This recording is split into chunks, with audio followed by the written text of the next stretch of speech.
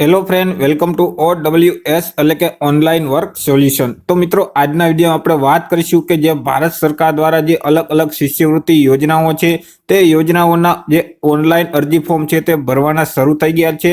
કે જે મિત્રો એસસી કેટેગરીના વિદ્યાર્થી છે, એસટી કેટેગરીના વિદ્યાર્થી છે, તે સિવાય ઓબીસી કેટેગરીના વિદ્યાર્થીઓ છે, તો તેમના માટે જે અલગ અલગ શિષ્યવૃત્તિ યોજનાઓ માટેના જે ફોર્મ છે તે ઓનલાઈન ડિજિટલ ગુજરાતના પોર્ટલ ઉપર ઓનલાઈન અરજી ફોર્મ શરૂ થઈ ગયેલ છે.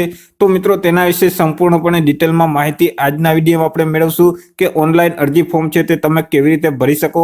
તો વિડીયોની શરૂઆત કરીએ તે પહેલા મિત્રો, વિડીયો ગમે તો અવશ્ય લાઈક કરી દેજો, તમારા મિત્ર સુધી શેર કરી દેજો, ચેનલમાં નવા હોય તો અવશ્ય ચેનલને સબસ્ક્રાઇબ કરી દેજો. તો ચાલો મિત્રો, વિડીયોની શરૂઆત કરીએ. સૌથી પહેલા મિત્રો, તમારે તમારા મોબાઈલમાંથી અથવા તો લેપટોપ કે પીસીમાંથી કોઈ પણ એક ઇન્ટરનેટ બ્રાઉઝરને ઓપન કરી લેવાનું રહેશે અને ત્યાં સર્ચ બોક્સમાં ટાઈપ કરવાનું રહેશે ડિજિટલ ગુજરાત. જેવું મિત્રો તમે ડિજિટલ ગુજરાત ટાઈપ કરી અને તમે તેને સર્ચ કરશો તો તમારી સામે આ મુજબની એક સ્ક્રીન છે તે ઓપન થઈ જશે કે જ્યાં મિત્રો ડિજિટલ ગુજરાતની વેબસાઇટ છે તે તમને સૌથી પહેલા જ જોવા મળશે www.digitalgujarat.gov.in. તો મિત્રો તે વેબસાઇટ ઉપર તમારે ક્લિક કરવાનું રહેશે. જેવું મિત્રો તમે તે વેબસાઇટ ઉપર ક્લિક કરશો એટલે ડિજિટલ ગુજરાતનું પોર્ટલ છે તે પોર્ટલ ઓપન થઈ જશે અને તમને આ મુજબની સ્ક્રીન છે તે જોવા મળશે કે જ્યાં મિત્રો અહીં સૌથી પહેલા તો તમારે લોગિન કરવું પડશે.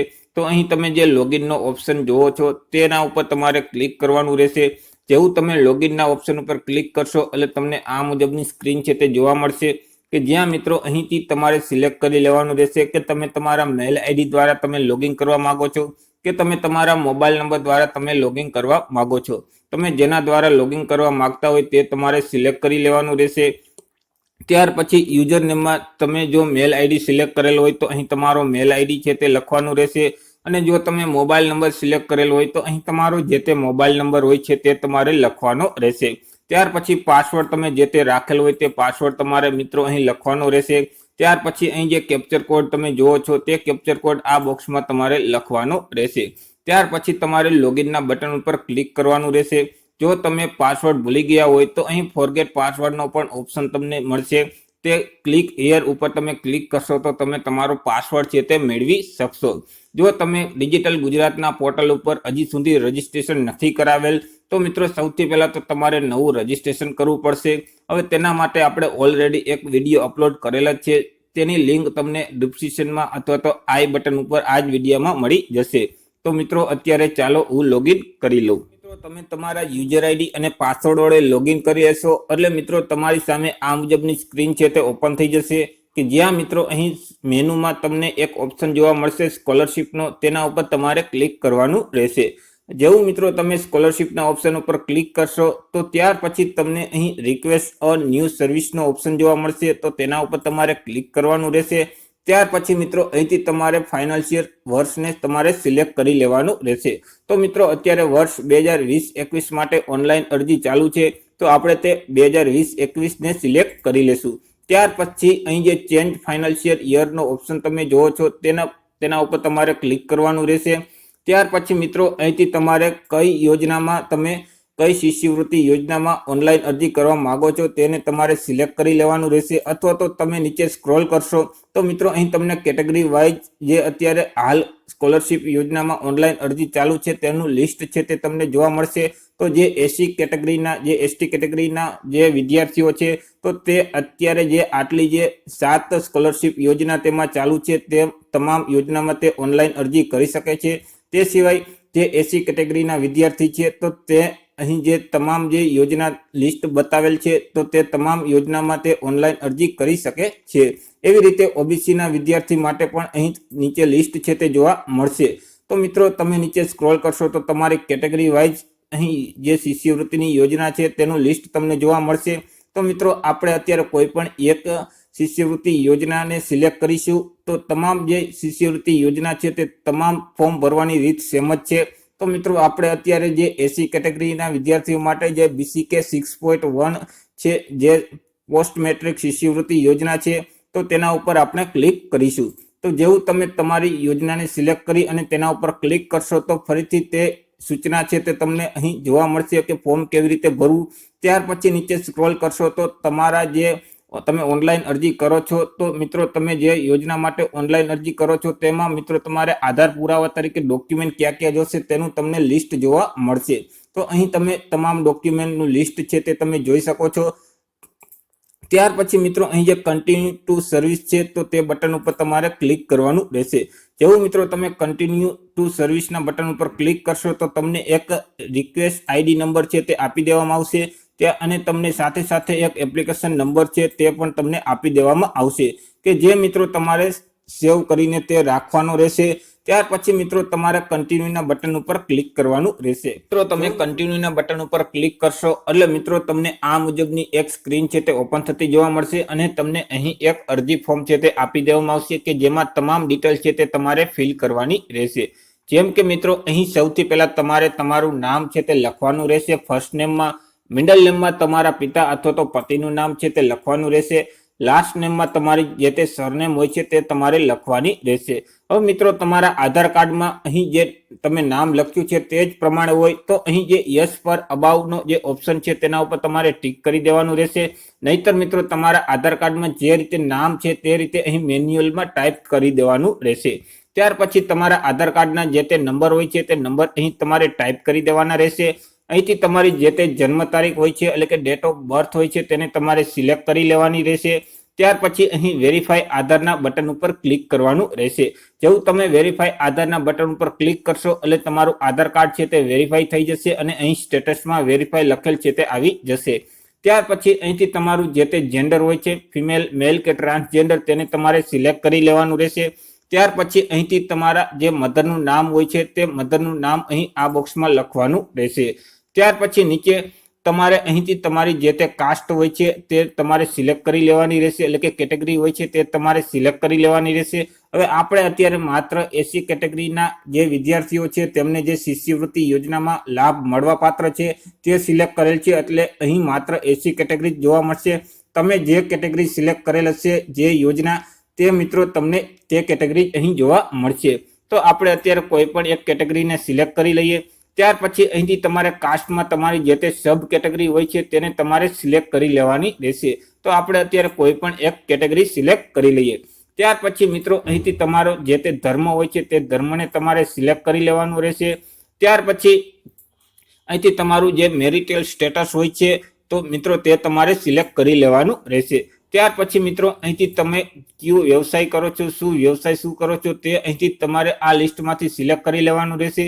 જો મિત્રો તમે અહીં જે લિસ્ટ આપેલ છે તેમાં તમારો વ્યવસાય ન હોય તો મિત્રો અહીં એક અધરનો ઓપ્શન પણ આપેલ છે તો તે અધરના ઓપ્શન ઉપર તમારે સિલેક્ટ કરી લેવાનું રહેશે. અહીં અન્ય એક ઓપ્શન આપેલ છે તેને તમારે સિલેક્ટ કરી લેવાનું રહેશે અને જેવો તમે તે સિલેક્ટ કરશો એટલે નીચે એક બોક્સ આવી જશે તેમાં તમે કયો વ્યવસાય કરો છો તેનું નામ છે તે લખી દેવાનું રહેશે. પરંતુ મિત્રો અહીં જે લિસ્ટમાંથી તમે સિલેક્ટ કરશો તો મિત્રો તમારે નીચે કોઈ પણ પ્રકારનું નામ છે તે તમારે ટાઈપ કરવું પડશે નહીં. ત્યાર પછી તમારી વાર્ષિક આવક કેટલી છે તે મિત્રો અહીં તમારે આ બોક્સમાં લખી દેવાની રહેશે. ત્યાર પછી મિત્રો અહીંથી તમારે સિલેક્ટ કરી લેવાનું રહેશે કે તમે અનાથ બાળક છો કે નહીં. જો તમે અનાથ બાળક હોય તો અહીં યસ ઉપર ક્લિક કરવાનું, નહીતર મિત્રો તમારે નો સિલેક્ટ કરી લેવાનું રહેશે. ત્યાર પછી મિત્રો તમે જે ફોર્મ ભરતી વખતે એટલે કે મિત્રો તમે રજીસ્ટ્રેશન કરતી વખતે તમે જે મોબાઈલ નંબર રજીસ્ટર કરાવેલ છે તે મોબાઈલ નંબર અહીં તમને જોવા મળશે અને તમે જે ઈમેલ આઈડી રજીસ્ટર કરાવેલ છે તે તમને ઈમેલ આઈડી અહીં જોવા મળશે. તેમાં મિત્રો તમને કોઈ પણ પ્રકારનો ફેરફાર છે તે કરવા દેશે નહીં. ત્યાર પછી મિત્રો અહીંથી તમારે સિલેક્ટ કરી લેવાનું રહેશે. તમે ઘરે રહો છો કે હોસ્ટેલમાં રહો છો તે મિત્રો તમારે અહીંથી સિલેક્ટ કરી લેવાનું રહેશે. જો મિત્રો તમે હોસ્ટેલમાં રહેતા હોય તો અહીં તમારે સેકન્ડ નંબરનો ઓપ્શન છે તેને તમારે સિલેક્ટ કરી લેવાનો રહેશે. ત્યાર પછી તમે કયા પ્રકારની હોસ્ટેલમાં રહ્યો છો તે પ્રકાર અહીંથી તમારે સિલેક્ટ કરી લેવાનો રહેશે. જેમ કે મિત્રો તમે ગવર્મેન્ટની જે હોસ્ટેલ હોય છે તેમાં રહ્યો છો કે ગ્રાન્ટ ઇન એડ હોસ્ટેલમાં રહ્યો છો કે કોઈ પ્રાઇવેટ હોસ્ટેલમાં રહ્યો છો તે અહીંથી તમારે સિલેક્ટ કરી લેવાનું રહેશે. ત્યાર પછી મિત્રો તમે જ્યાં રહ્યો છો તે ગ્રામ્ય વિસ્તારમાં રહો છો કે શહેર વિસ્તારમાં રહો છો તે અહીંથી તમારે સિલેક્ટ કરી લેવાનું રહેશે. ત્યાર પછી મિત્રો અહીં તમારે બે એડ્રેસ છે તે આપવાના રહેશે. સૌથી પહેલા પહેલું એડ્રેસ છે તે કરંટ એડ્રેસ છે તે આપવાનું રહેશે. ત્યાર પછી મિત્રો તમારે બીજું એડ્રેસ છે તે પરમનન્ટ એડ્રેસ લખવાનું રહેશે.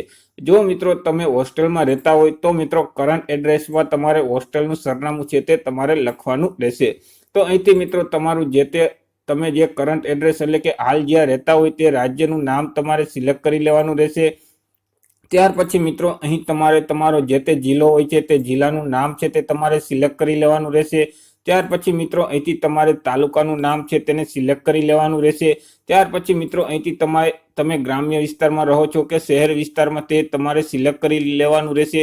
ત્યાર પછી મિત્રો અહીંથી તમારું જે તે ગામ હોય છે તે મિત્રો તમારે સિલેક્ટ કરી લેવાનું રહેશે। તો આપણે અત્યારે કોઈ પણ એક ગામને સિલેક્ટ કરી લઈએ। ત્યાર પછી મિત્રો તમારે અહીં તમારો કરંટ એડ્રેસ છે તે લખવાનું રહેશે અને અહીં તમારા એરિયાના જે તે પિનકોડ નંબર હોય છે તે પિનકોડ નંબર લખવાના રહેશે। ત્યાર પછી મિત્રો તમારે અહીં પરમનન્ટ એડ્રેસ છે તે લખવાનું રહેશે। જો મિત્રો તમારું કરંટ એડ્રેસ અને પરમનન્ટ એડ્રેસ બંને સેમ હોય એટલે કે એક જ હોય તો મિત્રો અહીં ચેકબોક્સ ઉપર તમારે ટીક કરી દેવાનું રહેશે। એટલે જેવું તમે ટીક કરી દેશો એટલે તમારું તમે જે કરંટ એડ્રેસ લખેલ છે તે ઓટોમેટિક પરમનન્ટ એડ્રેસમાં ફિલ છે તે થઈ જશે। પરંતુ જો મિત્રો કરંટ એડ્રેસ અને પરમનન્ટ એડ્રેસ બંને અલગ અલગ હોય તો મિત્રો અહીંથી તમારે જે તે તમારો જિલ્લો હોય તે જિલ્લો સિલેક્ટ કરી લેવાનો રહેશે। પછી મિત્રો તમે જે જિલ્લો સિલેક્ટ કરેલ છે તે જિલ્લાની અંદર જેટલા તાલુકા આવેલ હશે તે તમામ તાલુકાનું લિસ્ટ અહીં તમને જોવા મળશે। તેમાંથી તમારો જે તે તાલુકો હોય છે તેને તમારે સિલેક્ટ કરી લેવાનું રહેશે। ત્યાર પછી મિત્રો અહીં તમારે સિલેક્ટ કરી લેવાનું રહેશે તમે ગ્રામ્ય વિસ્તારમાં રહો છો કે શહેર વિસ્તારમાં તે તમારે સિલેક્ટ કરી લેવાનું રહેશે। ત્યાર પછી મિત્રો અહીંથી તમારું જે તે ગામ હોય છે તે તમારા ગામને સિલેક્ટ કરી લેવાનું રહેશે। ત્યાર પછી અહીં તમારું પરમનન્ટ એડ્રેસ છે તે લખી દેવાનું રહેશે અને અહીં તમારા એરિયાનો જે પિનકોડ નંબર હોય છે તે પિનકોડ નંબર લખી દેવાનો રહેશે।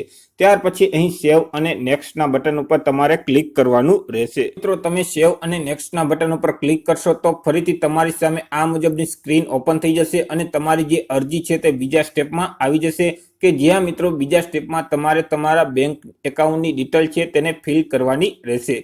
તો મિત્રો અહીં સૌથી પહેલા ચેકબોક્સ ઉપર તમારે ટીક કરી દેવાનું રહેશે।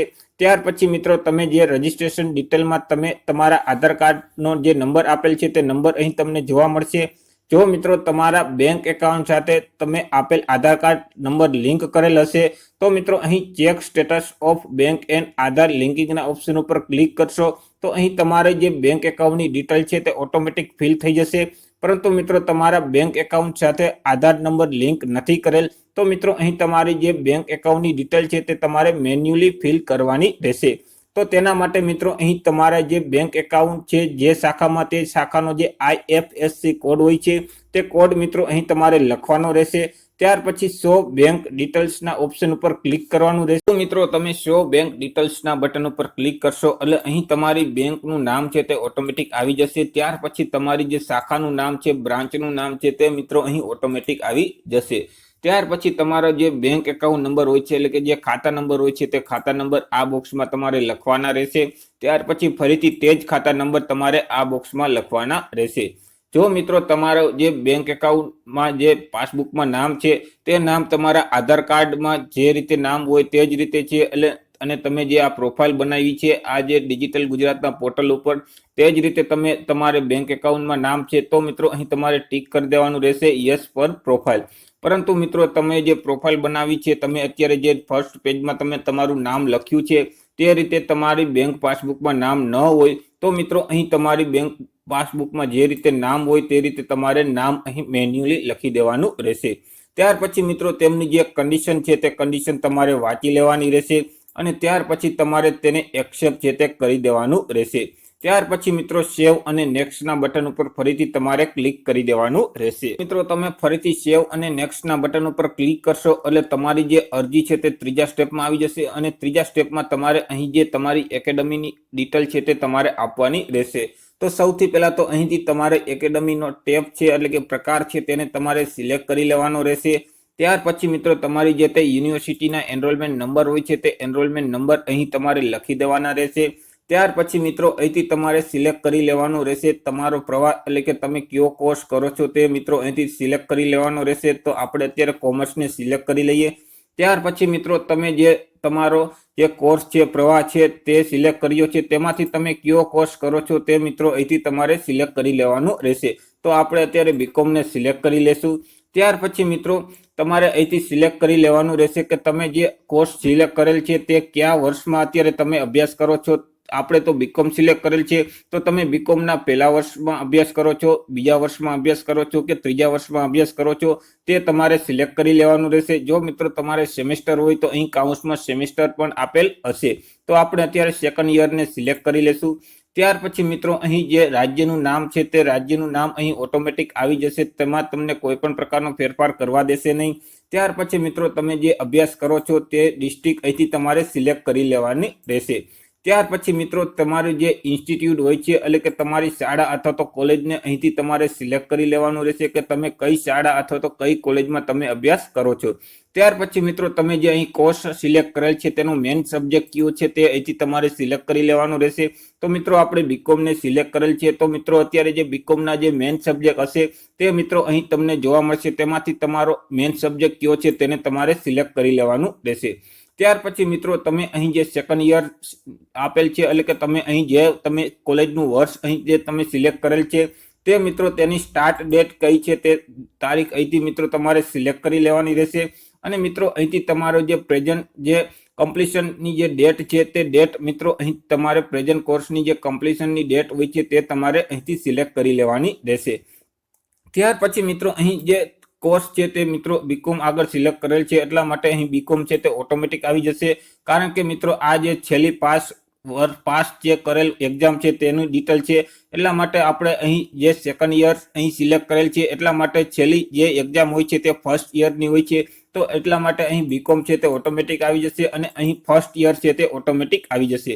ત્યાર પછી મિત્રો તમે જે છેલ્લી એક્ઝામ પાસ કરી છે કોલેજની તેનું વર્ષ કયા વર્ષમાં તમે પાસ કરી છે તે વર્ષ અહીં તમારે લખવાનું રહેશે. ત્યાર પછી તેમાં તમને કેટલા ટકા મળેલ છે તે અહીં ટકાવારી તમારે લખવાની રહેશે. ત્યાર પછી મિત્રો તમારે નીચે સ્ક્રોલ કરવાનું રહેશે અને મિત્રો અહીં તમારી 10માંથી માંડીને તમે જ્યાં સુધી અત્યારે હાલ અભ્યાસ કરો છો ત્યાં સુધી તમામ ડિટેલ છે તે મિત્રો અહીં તમારે એડ કરવી પડશે. મિત્રો અહીં ખાસ ધ્યાન રાખજો, ક્રમમાં જ તમારી ડિટેલ છે એડ કરવાની રહેશે. ધોરણ 10 થી લઈને જ તમારે ડિટેલ છે તે એડ કરવાની રહેશે. તો સૌથી પહેલા તો અહીંથી તમારે સિલેક્ટ કરી લેવાનું રહેશે ધોરણ 9, 10. ત્યાર પછી મિત્રો તમારે અહીંથી સિલેક્ટ કરી લેવાનું રહેશે ધોરણ 10. ત્યાર પછી મિત્રો અહીં તમારું જે પ્રવાહ હોય છે, જે બ્રાન્ચ હોય છે, વિભાગ હોય છે તે તમારે અહીં ટાઈપ કરી દેવાનું રહેશે. ત્યાર પછી તમારા 10મા ધોરણના જે સીટ નંબર હોય છે તે સીટ નંબર અહીં તમારે લખી દેવાના રહેશે. ત્યાર પછી તમે જે 10મું ધોરણ પાસ કરેલ છે તે પાસિંગ વર્ષ અહીં તમારે લખી દેવાનું રહેશે. ત્યાર પછી મિત્રો તેમાં તમે કેટલા ટકાવારી મેળવેલ છે તે મિત્રો ટકાવારી તમારે અહીં લખી દેવાની રહેશે. ત્યાર પછી એડના બટન ઉપર ક્લિક કરવાનું રહેશે. તો મિત્રો અત્યારે આપણે એક્ઝામ્પલ તરીકે કોઈ પણ એક વસ્તુ છે તે આપણે એક વર્ષ આપણે નાખી જોઈએ. ત્યાર પછી મિત્રો અહીં તમે જેવું એડના બટન ઉપર ક્લિક કરશો એટલે મિત્રો નીચે અહીં જે રેકોર્ડ છે તે ઓટોમેટિક અહીં એડ થઈ જશે. તમારો રેકોર્ડ છે તે ઓટોમેટિક અહીં એડ થઈ જશે કે તમે અહીં જોઈ શકો છો કે આપણું જે 10માનું જે રેકોર્ડ છે તે અહીં ઓટોમેટિક એડ થઈ ગયેલો છે.